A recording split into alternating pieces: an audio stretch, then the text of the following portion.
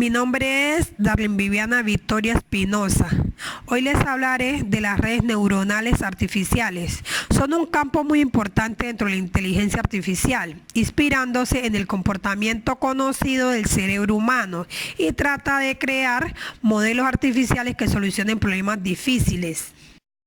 Las redes neuronales artificiales son algoritmos de software cuyo fundamento se inspira en el comportamiento de las neuronas del cerebro humano.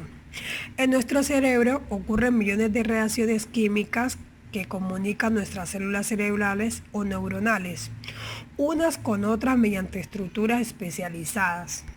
La neurona biológica es un conjunto de millones y millones de unas células especiales llamadas neuronas interconectadas entre ellas por sinapsis. Las sinapsis son las zonas donde dos neuronas se conectan y la parte de la célula que está especializada en ellos son las dendritas y ramificaciones del axón. La neurona artificial es un programa que recibe diversas entradas, ya sean externas o de otras neuronas, las combina y produce una salida, o un procesador elemental en el sentido de que procesa un vector de entradas y produce una respuesta única. Las redes monocapa son redes con una sola capa. Para unirse a las neuronas, crean conexiones laterales para conectar con otras neuronas de su capa. Las redes más representativas son las redes de Hopfield y la red de Brain. Las redes neuronales multicapa están formadas por varias capas de neuronas. Estas redes se pueden a su vez clasificar atendiendo a la manera en que se conexionan sus capas. Usualmente las capas están ordenadas en el orden en que reciben las señales desde la entrada hasta la salida.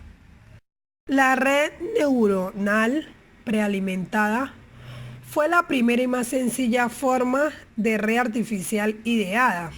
Es una red donde las conexiones entre las unidades no forman un ciclo. Estas son diferentes de las redes neuronales recurrentes. Las redes recurrentes no tienen una estructura de capas definida, sino que permiten conexiones arbitrarias entre las neuronas, incluso pudiendo crear ciclos. Con esto se consigue crear la temporalidad, permitiendo que la red tenga una memoria. El aprendizaje supervisado y no supervisado. El supervisado se caracteriza porque el proceso de entrenamiento es controlado por un agente externo llamado supervisor. Y el no supervisado es un método de aprendizaje automático donde el modelo es ajustado a las observaciones. La red neuronal perceptrón es una red de alimentación directa. Esto es la información que fluye desde la capa de entrada hasta la capa de salida. El perceptrón es un clasificador. Asigna un valor de n valores con un valor binario usando la transformación no lineal. La arquitectura de un perceptrón es una red que consta de dos capas de neuronas. Esta red admite valores binarios o bipolares como entrada para los sensores y los valores de su salida están en el mismo rango que los valores de la entrada. Algoritmos de aprendizaje. Tomar un patrón al azar de las listas, establecer el patrón de entrada de los sensores, establecer los valores deseados en las neuronas de las capas de salida, actualizar las neuronas de las capas de salida, solicitar que se aprendan todas las sinapsis.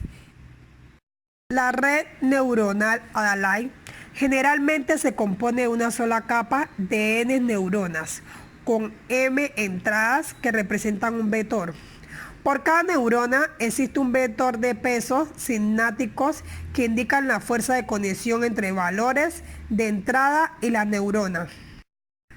La arquitectura y funcionamiento de la red neuronal Adalai es similar a la red neuronal de perceptrón, pero en vez de tener una función de activación binaria o bipolar, posee una función de activación lineal.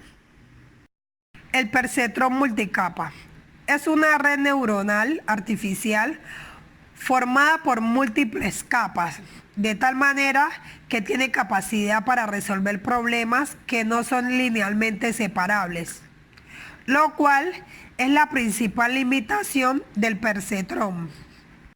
El perceptrón multicapa es una red neuronal artificial formada por múltiples capas, de tal manera que tiene capacidad para resolver problemas que no son linealmente separables, lo cual es la principal limitación del perceptrón. La estructura de perceptrón multicapa consta de una capa de entrada, una capa de salida y una o más capas ocultas. Dichas capas se unen de forma total hacia adelante, esto es, la capa de entrada se une con la primera capa oculta y la siguiente con la capa oculta de salida.